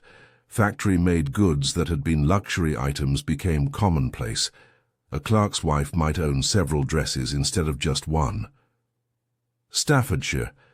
Pottery firms produced affordable imitations of fine china, allowing middle-class families to ape aristocratic table manners. Mail-order catalogues emerged when railways enabled cheap distribution. Workers could order clothing from London without leaving Lancashire. Advertising became a profession. Quaker companies like Cadbury emphasized their ethical practices to distinguish products in crowded markets. Labor unrest grew alongside consumerism. The Luddite movement of 1811 to 1816 saw textile workers smash machinery they blamed for unemployment. More organized resistance followed. Trade unions formed secretly despite being illegal until 1825.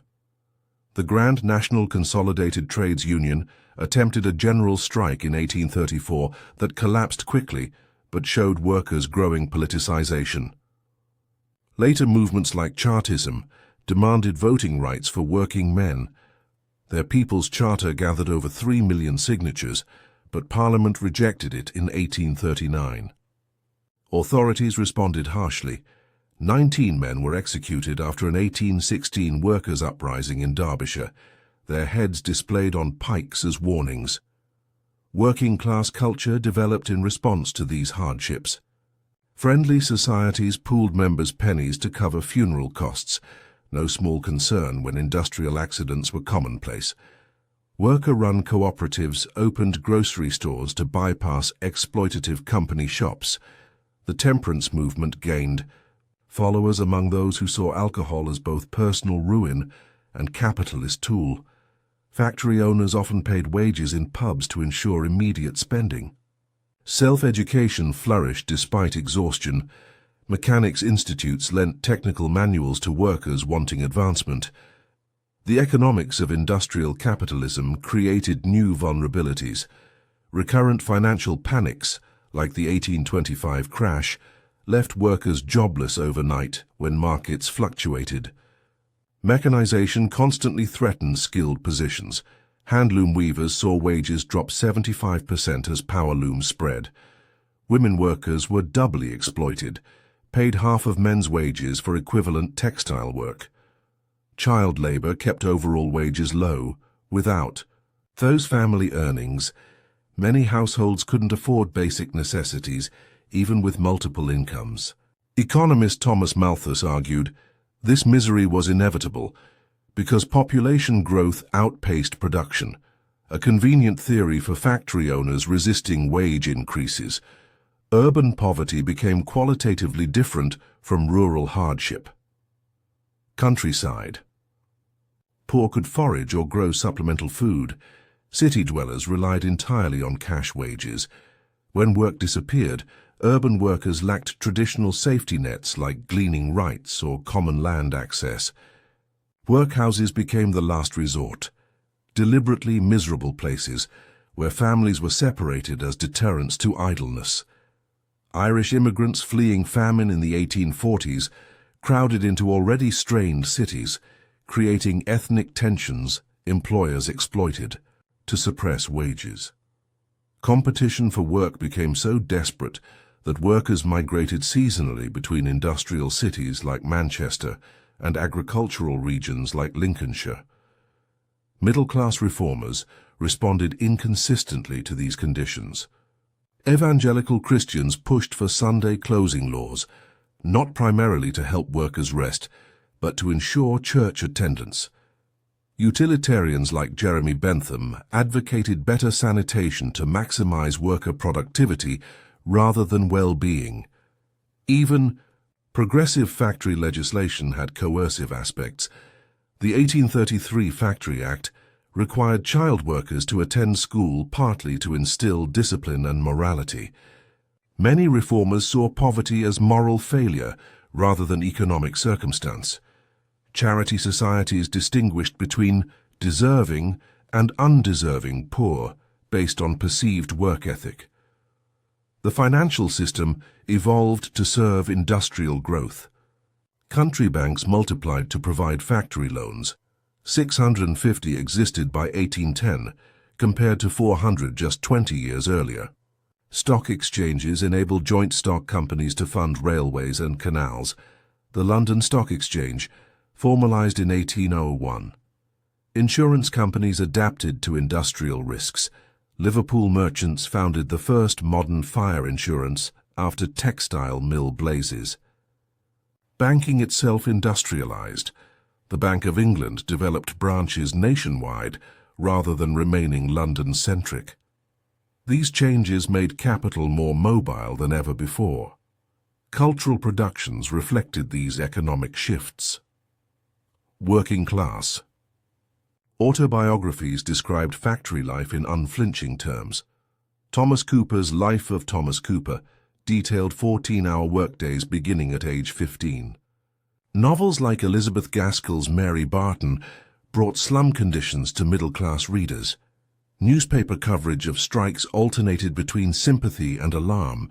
The Times called Manchester protesters a lawless rabble, while local papers documented starvation wages. Even children's literature changed. Moral tales emphasized punctuality and obedience suitable for factory work rather than rural virtues like patience. Government increasingly intervened in economic affairs, not to help workers initially, but to ensure stability. The Combination Acts of 1799 banned worker organizations during wartime labor shortages. Later, manufacturing interests successfully lobbied to repeal grain import restrictions. The 1846 Corn Law's abolition lowered food prices but devastated small farmers. Public health initiatives like Edwin Chadwick's 1842 sanitation report slowly improved conditions more for economic than humanitarian reasons. Healthy workers were more productive. This uneasy balance between laissez-faire ideology and practical governance would define industrial capitalism. The social contract was rewritten permanently. Pre-industrial workers expected fair prices rather than high wages, a concept rooted in medieval just price theory. Industrialism replaced this with explicit employer-employee relationships mediated solely by markets. A Lancashire cotton spinner in 1800 might earn more than his grandfather, but he lost customary rights like gleaning or grazing while gaining no job security. Workers became individuals selling labor rather than community members entitled to subsistence. This psychological shift was as profound as any technological change. Industrial capitalism's paradox became clear. It produced unprecedented wealth alongside unprecedented inequality. Factory owners argued their system benefited everyone through cheaper goods, ignoring that many workers couldn't afford basic necessities. Critics like Karl Marx saw this as inherent to capitalism rather than temporary growing pains. His communist Manifesto appeared ironically in 1848, the same year Britain's railway boom peaked. Neither defenders nor detractors could deny industrialization had created something entirely new, a society where economic relationships outweighed all others. Science fiction emerged from these tensions. Mary Shelley's Frankenstein, 1818, reflected fears about uncontrolled technological power. Utopian socialists like Robert Owen built experimental communities like New Lanark to prove humane factories could prosper. Even architecture responded. Factory owners modeled worker housing on army barracks, while designing their own homes as feudal castles with hidden servants' passages. Every aspect of life became entangled with industrial capitalism's logic. Quality, control became standardized. Josiah Wedgwood pioneered satisfaction guarantees and uniform sizing that customers now expect. Time itself transformed into a commodity. Factory clocks measured billable minutes, while workers bought cheap watches to avoid tardy fines. Sports commercialized. Cricket and football transitioned from rural pastimes to professional leagues, as factories organized teams for worker recreation and loyalty. The seeds of modern mass culture were all sown in these industrial-era changes. Industrialization's ultimate social impact was making change itself seem inevitable. Where medieval peasants lived much as their ancestors had, Victorian workers expected constant technological and economic upheaval. This expectation of progress, however unevenly distributed, became modernity's defining feature. Industrialists argued temporary suffering would lead to future prosperity, a promise still invoked today during economic transitions. Whether this promise was ever truly redeemable remains debated, but its power to motivate acceptance of radical change is unquestionable. And with industrialization spreading globally, these debates would soon cross borders and continents alike. By the mid-19th century, Britain's industrial model began replicating across the globe in unexpected ways. Belgium became the first European follower, with William Cockerill smuggling textile machinery plans out of Britain in 1799. His sons established factories near Liège that soon rivaled English mills. The Belgian approach differed. Rather than private entrepreneurs, banks and government cooperated to finance industrial expansion. Railroads spread faster here than in Britain. By 1840, Belgium had twice the track mileage per capita. German states industrialized more slowly but thoroughly. The Ruhr Valley's coal deposits attracted heavy industry. By 1850, Essen's ironworks employed thousands. German universities developed advanced technical programs, creating an educated engineer class Britain lacked. Prussia's government actively promoted industry through tariffs and infrastructure projects, a model Japan would later emulate. France took a different path altogether. Parisian luxury goods manufacturers resisted mechanization that threatened craftsmanship. Instead, industrialization concentrated in the north. Lille's spinning mills combined British technology with French design. The state played a central role. Napoleon III's reconstruction of Paris under Haussmann showcased iron architecture while creating construction jobs. French worker protests were more politicized than Britain's. The 1831 Lyons silk workers' uprising demanded minimum wages, not just machine breaking. Surprisingly, France maintained higher rural industry levels than Britain. Many peasants worked seasonally in both fields and workshops well into the 1900s. America industrialized patchily at first. New England textile mills like Lowell copied Lancashire designs, but employed young farm girls instead of children, at least initially. These Lowell girls lived in company boarding houses with strict moral codes and even published their own literary magazine. The system collapsed when Irish immigrants arrived, willing to work for lower wages under worse conditions. Pennsylvania's coal and steel industries grew rapidly thanks to immigrant labor. Welsh miners brought skills from home. Unlike in Europe, American industrialization occurred alongside Western expansion. Chicago's stockyards and Cincinnati's pork processing plants industrialized agriculture itself. By 1860, the U.S. had developed its own distinctive manufacturing system based on interchangeable parts. The American system of manufacturing would later influence Henry Ford.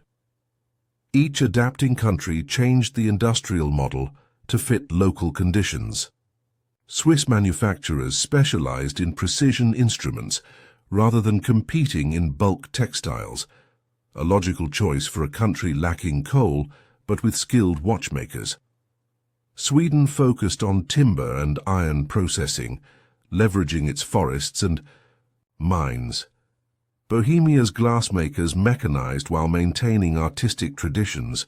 The term Bohemian crystal still signifies quality today.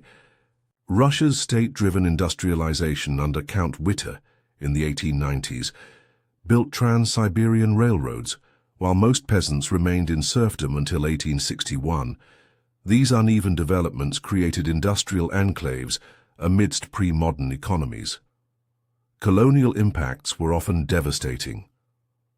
India's handloom textile industry collapsed under British competition.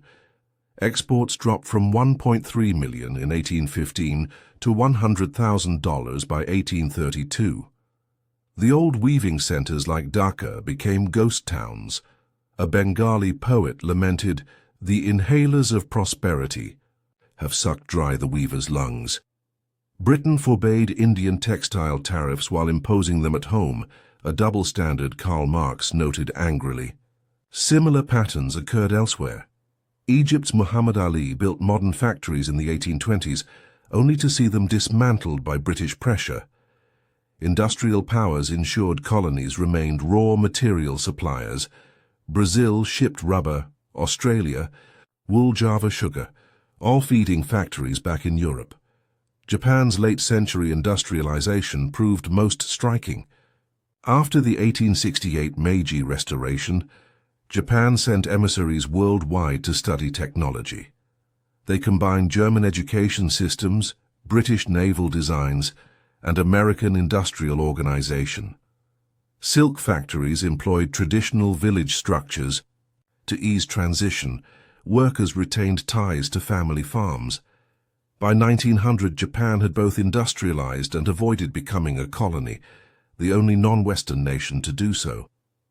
Their zaibatsu conglomerates like Mitsubishi showed industrialization didn't require Western-style capitalism exactly. These were family-run firms with paternalistic worker relations. Transportation networks tied colonies tighter to industrial cores. The Suez Canal's 1869 opening halved the Europe-Asia voyage time. Steamships could now reach India in 3 weeks instead of 6.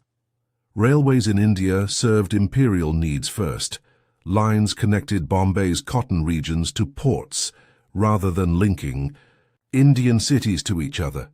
African railroads exported minerals from interior mines to coastal ships without developing local industry. This infrastructure cemented colonial dependency. Even after independence, former colonies struggled to repurpose rail systems built for extraction rather than development. Environmental consequences varied globally.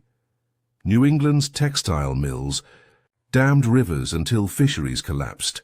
The Merrimack River's salmon runs disappeared by 1850. German forests shrank from iron smelting demand until coke replaced charcoal. Japan's silk industry denuded hillsides of mulberry trees, causing erosion. Unlike Britain, these later industrializers sometimes learned from mistakes. German environmental laws of the 1880s were surprisingly progressive. But the overall pattern was ecological disruption following industrialization, like a shadow wherever it spread. Worker experiences also differed cross-cultively. French workers retained stronger artisan traditions. Their strikes often demanded dignity as much as higher wages. American workers were more racially divided. Irish and black laborers were pitted against each other as strike-breakers. Russian factory workers maintained village ties longer than their Western counterparts. Many were technically peasants on temporary work permits. Chinese industrial workers in Shanghai's cotton mills faced conditions as bad as any early British mills, but with the added layer of foreign ownership, Japanese and British firms operated most factories there until Taun. Industrial espionage became an international sport. Samuel Slater memorized British loom designs and rebuilt them in Rhode Island. British authorities considered such technology smuggling treason. German students enrolled in British technical schools specifically to steal mechanical drawings. Belgium arrested several English engineers for illegally sketching mining equipment. Even within countries, companies spied on competitors. Lowell. Mill agents secretly measured rival factories' machine speeds. Governments eventually established patent systems, but enforcement across borders remained lax into the 20th century. Financial systems adapted to global industrialization. British banks financed overseas railways. Barings Bank alone funded projects across 4 continents. The gold standard emerged in the 1870s to facilitate international trade. Currencies pegged to gold values simplified transactions between industrial economies. Stock exchanges linked globally. A panic in Vienna could now trigger crashes in New York within hours. This financial integration had darker sides. When American cotton supplies dwindled during the Civil War, Lancashire mills furloughed workers, who then starved despite being half a world away from the conflict. Cultural exchanges moved with industrial technology. British soccer teams toured factories worldwide. Workers in Sao Paulo and Mumbai picked up the game. Japanese artisans redesigned Windsor chairs for floor-sitting households. Indian weavers incorporated synthetic dyes into traditional patterns. Sometimes adoptions proved grotesque.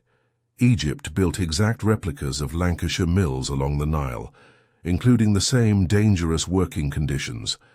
Other times, cultural resistance appeared.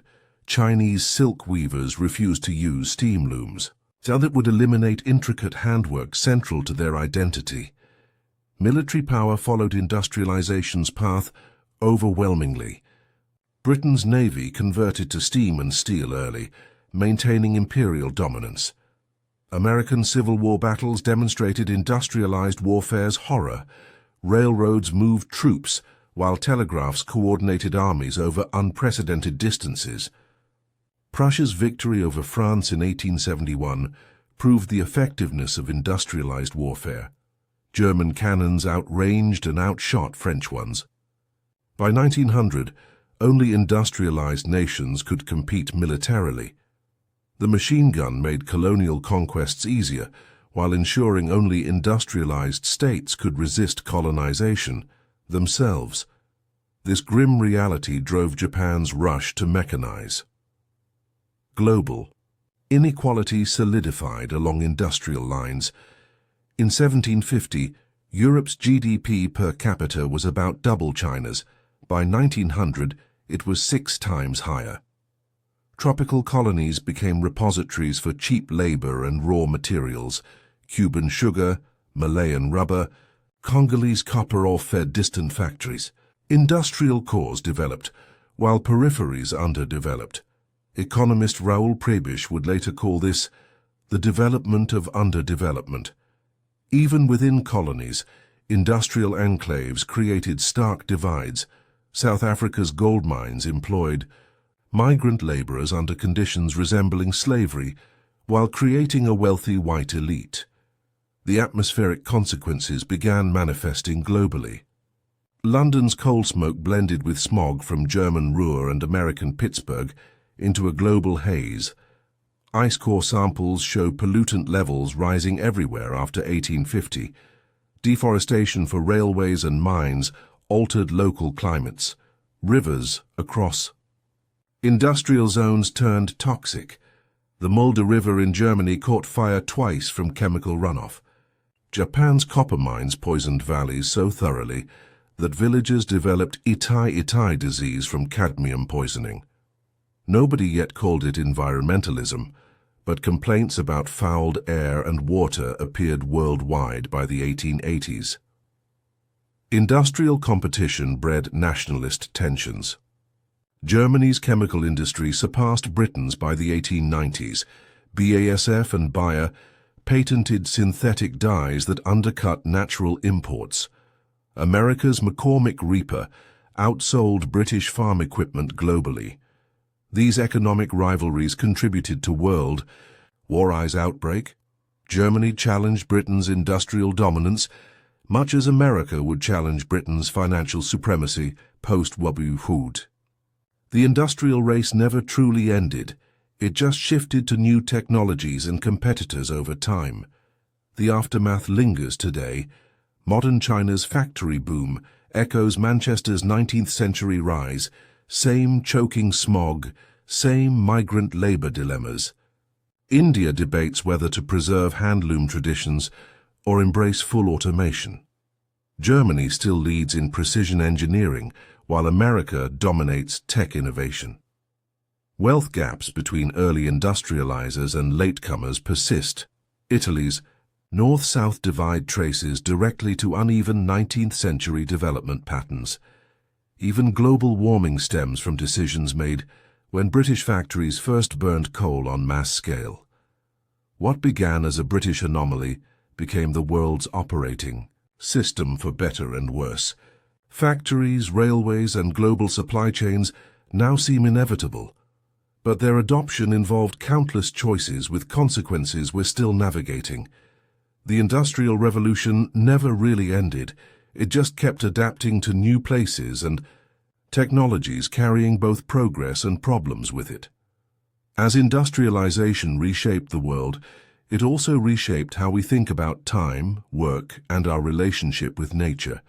Transformations perhaps more profound than any machine itself. The Industrial Revolution's echoes still shape our world today, from the cities we live in to the way we work. Those crowded factories of the past laid the foundation for our modern economy, leaving behind both progress and problems we're still untangling. The same debates about technology, labor, and inequality that began in smoky 19th century mills now play out in offices and on factory floors worldwide. Even as factories grew quieter and cities cleaner, the revolution's legacy remains. In our dependence on machines, our fast-paced lives, and our constant push for innovation.